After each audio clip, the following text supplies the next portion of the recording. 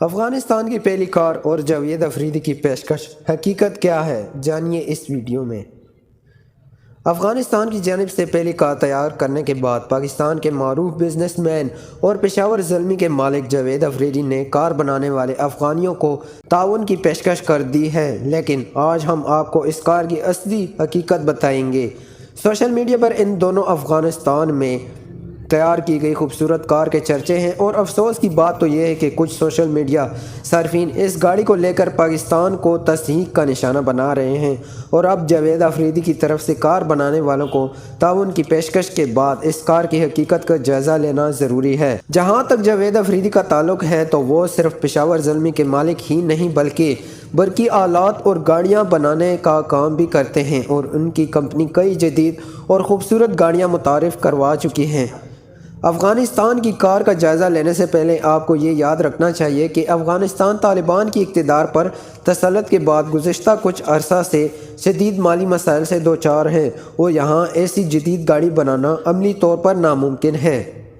اس لیے اگر حقیقت کی نظر سے دیکھا جائے تو اس گاڑی کا انجن کسی جاپانی گاڑی کا ہوگا، باقی پارٹس حتیٰ کہ شیشہ بھی جاپانی میڈ ہوگا، باقی اہم پارٹس بھی کسی امپورٹ شدہ ہوں گے، یعنی صرف اس گاڑی کے حصوں کو جوڑا گیا ہے، نہ کہ پوری گاڑی ہی افغانستان میں بنی ہے۔ اگر یہ کوئی بہت بڑا کارنامہ ہے تو یہ پاکستان میں ڈینٹن پینٹر اور میکینک روز کرتے ہیں، کیونکہ پرزے جوڑ کر گاڑی کی شکل تبدیل کرنا اور نئی گاڑیاں خود سے تیار کرنا الگ الگ کام ہیں۔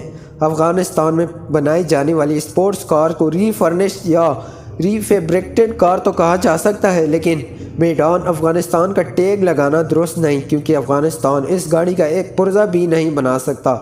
یہ گاڑی افغانستان کی ٹیکنیکل اینڈ ووکیشنل ڈپارٹمنٹ کے انوینشن سینٹر کی مدد سے این ٹاپ اسٹوڈیو نامی غیر سرکاری کمپنی نے مقامی انجینئر محمد رضا احمدی کے ساتھ مل کر بنائی ہے۔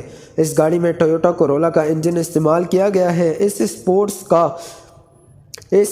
کار پر 5 سال سے کام جاری تھا، اور اب یہ رواں برس قطر میں گاڑیوں کی نمائش میں پیش کیے جانے کے لیے تیار ہے۔